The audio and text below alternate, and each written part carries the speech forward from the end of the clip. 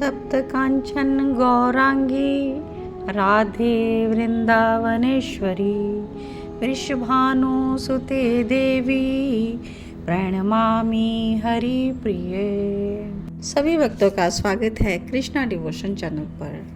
और श्री कृष्ण चरित अमृतम की कथा हम श्रवण कर रहे हैं और ब्रजवासियों और द्वारकावासियों का मिलन हमने श्रवण किया पिछले कुछ भागों में। श्री कृष्ण और उनकी पत्नियों और ब्रजवासियों की, यशोदा मैया की, नंद बाबा की स्थिति को हम सभी ने जाना। श्री राधा रानी और श्री कृष्ण का मिलन कैसे हुआ, यह कथा हम श्रवण कर रहे हैं। तो आइए आज के भाग में आगे बढ़ते हैं। भाग है 323 और इसका शीर्षक है श्री राधे वृंदावनेश्वरी जय हो। ललिता सखी अपनी स्वामिनी से कहती हैं कि आपसे कल गलती हो गई। तो स्वामिनी श्री राधा कहती हैं, अब इसमें मेरी गलती क्या? मुझे तो पता ही नहीं था कि मेरे श्याम सुंदर कहाँ है। मैं तो चली जा रही थी ग्रहण का स्नान करने। मुझे क्या पता था कि प्यारे ने पीछे से आकर मेरे हाथों को पकड़ लिया। कृष्ण की पटरानियाँ आपको देख रही थी, ललिता बताती है। तो देखने दो, इसमें मैं क्या कर सकती हूँ। बावरी है ललिता।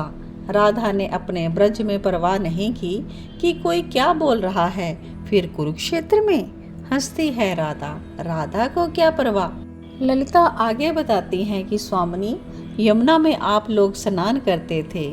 जल केली आप युगल का हमने बहुत देखा और कल का स्नान भी देखा। 100 वर्ष बाद मिलन हुआ था आप दोनों का। जल क्रीड़ा भी हुई आप दोनों की। ललिता भगवती है, आदि शक्ति भवानी है।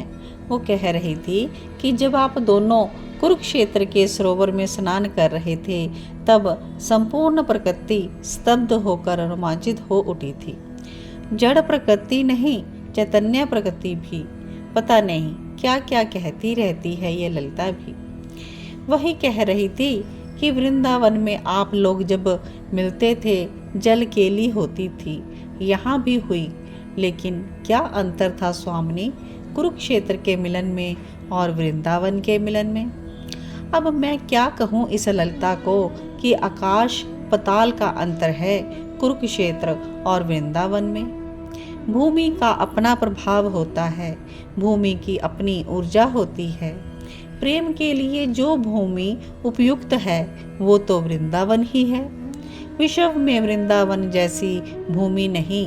प्रेम की अद्भुत छटा यहीं बिखरती है।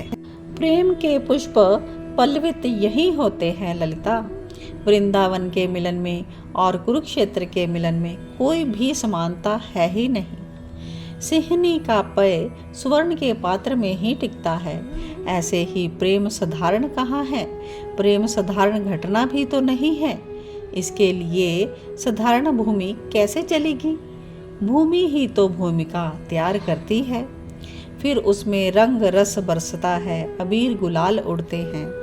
ये सब कुरुक्षेत्र की भूमि में संभव नहीं। हाँ, इस भूमि में शंख बजेगा, पर बांसुरी तो वृंदावन में ही बजेगी। तो ललिता भी कहती है, स्वामिनी आप द्वारका क्यों नहीं गई? प्यारे तो कितना जिद कर रहे थे। क्या कहूँ, राजसी जीवन जीने वाले द्वारकेश से राधा प्रेम कैसे कर सकती है। राधा तो प्रेम करती है मोर पंख वाले श्याम से।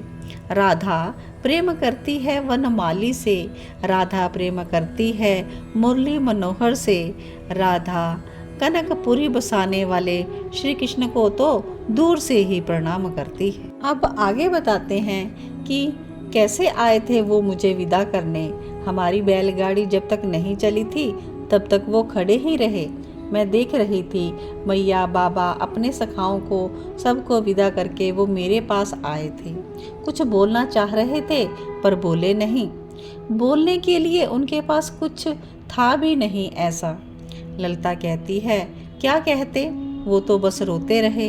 अब कब मिलना होगा प्रियतम से पता नहीं, पर मिलना तो वृंदावन का ही है, बाहर क्या मिलना।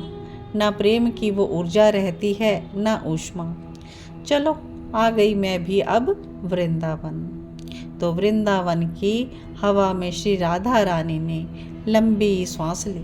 तो इस प्रकार से 100 वर्ष के बाद कुरुक्षेत्र के स्नान में राधा जू का और श्री कृष्ण जू का आखिरी मुलाकात हुआ और ये सारी वार्ता ललिता सखी और श्री राधा रानी के बीच में होती है, जो कि बैलगाड़ी पर वापस वृंदावन की ओर आ रही हैं और श्री राधा रानी मिलकर आई हैं श्री कृष्ण से, लेकिन वृंदावन में आकर उन्होंने वृंदावन की हवा में लंबी सांस ली श्री राधा रानी ने।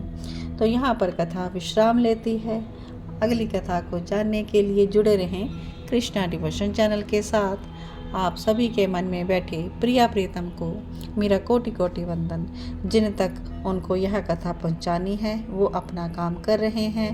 जय जय श्यामा, जय जय श्याम, जय जय श्री वृंदावन धाम। पावन राधे तेरो नाम, पावन श्री वृंदावन धाम। जय जय श्री वृंदावन धाम की जय हो।